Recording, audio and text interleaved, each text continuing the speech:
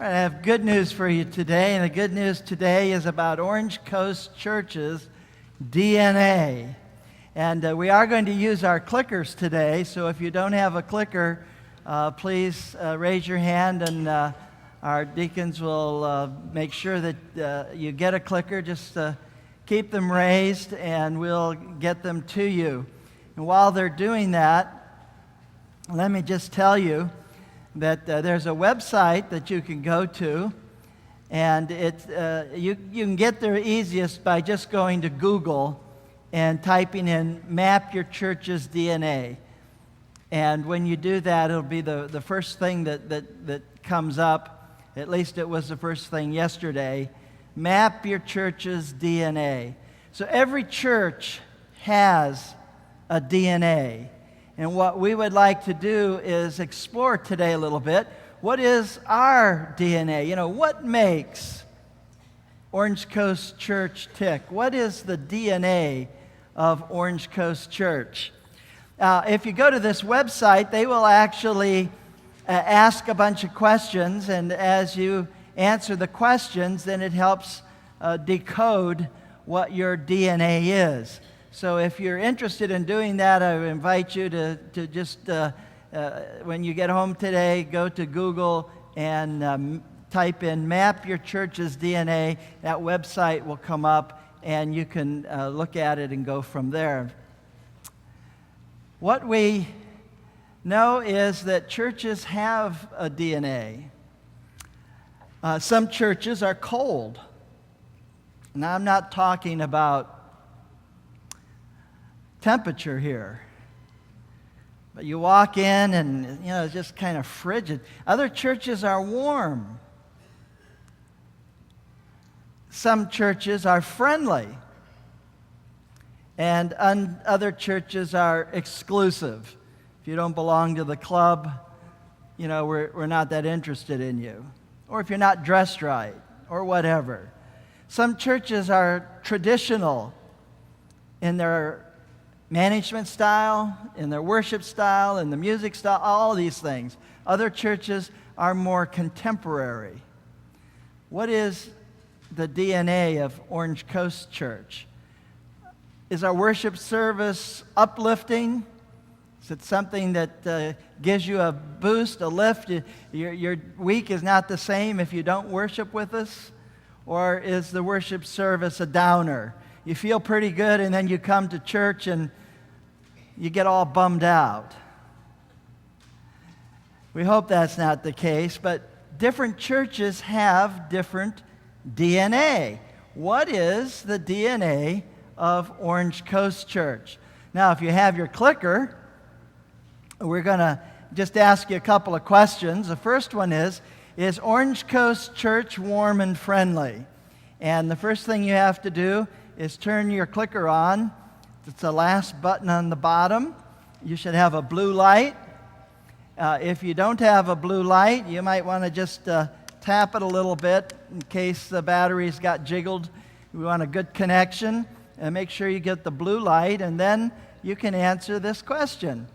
Is OCC warm and friendly? A, absolutely.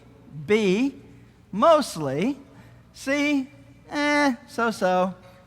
D, no, it's not. Or E, undecided. What do you think? Is OCC warm and friendly? You have 30 seconds to vote, and you may begin right now. A, B, C, D, or E. And if you vote more than once, the last thing that you push, the last button you push is the one that will register. Okay, we have about 10 seconds left.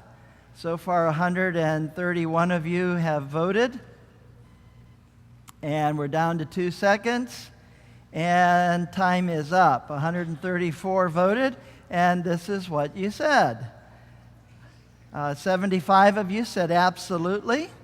Another large group, mostly over 40 of you. And then some said so-so, no, and some couldn't figure it out. It was a tough question. Okay, so our DNA, according to the two highest responses that we got. Is OCC warm and friendly? Yes, absolutely, and mostly, most of you agree that it is a warm and friendly church. And the rest of you, we do have therapy classes on Tuesday nights. Check with me for special invitation.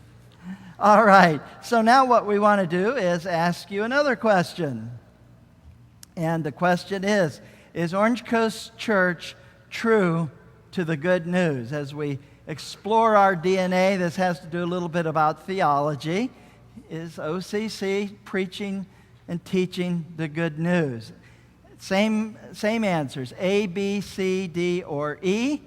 And you have absolutely, mostly, so, or you're undecided. And again, we'll give you 30 seconds, and you may begin now.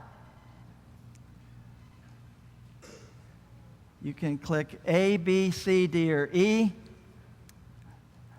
You have about 15 seconds left. And when you register your vote, you should get a little green light that we got the vote. And if you get a red light, that means that you sent the message, but it didn't get back to us. And 137 of you responded to this, and this is what you said. Again, the two highest responses are absolutely and mostly. More than 90 of you said absolutely, so that's 90 out of 137. And then we had 32 of you said mostly, so, 10 of you, and then a few of you are really needing help.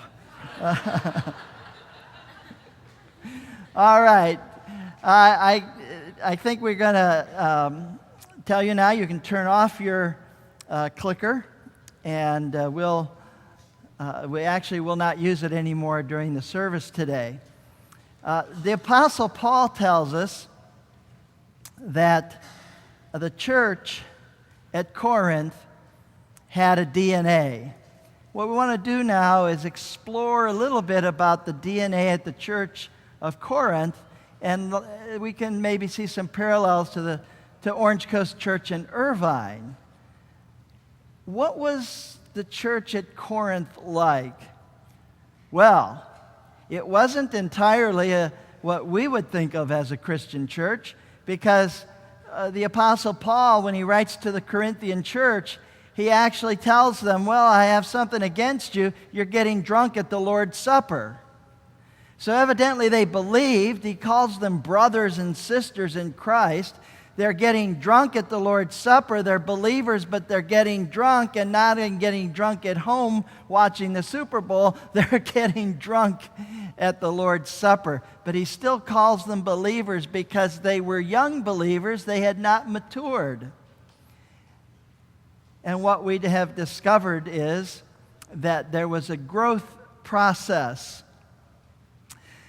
Now, he talks about the church in Corinth, and he says something like, well, let me tell you about foods offered to idols, or meats offered to idols. And we're going to explore that a little bit more today. But in our society here in America, we don't do that anymore.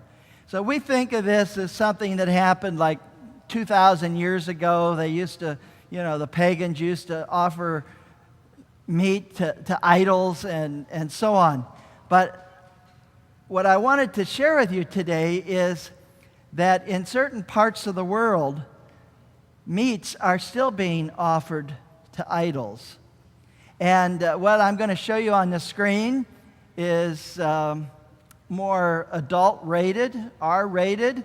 So I want all the kids to be sure and watch. And what you're going to see is something that's happening today in the country of Cambodia.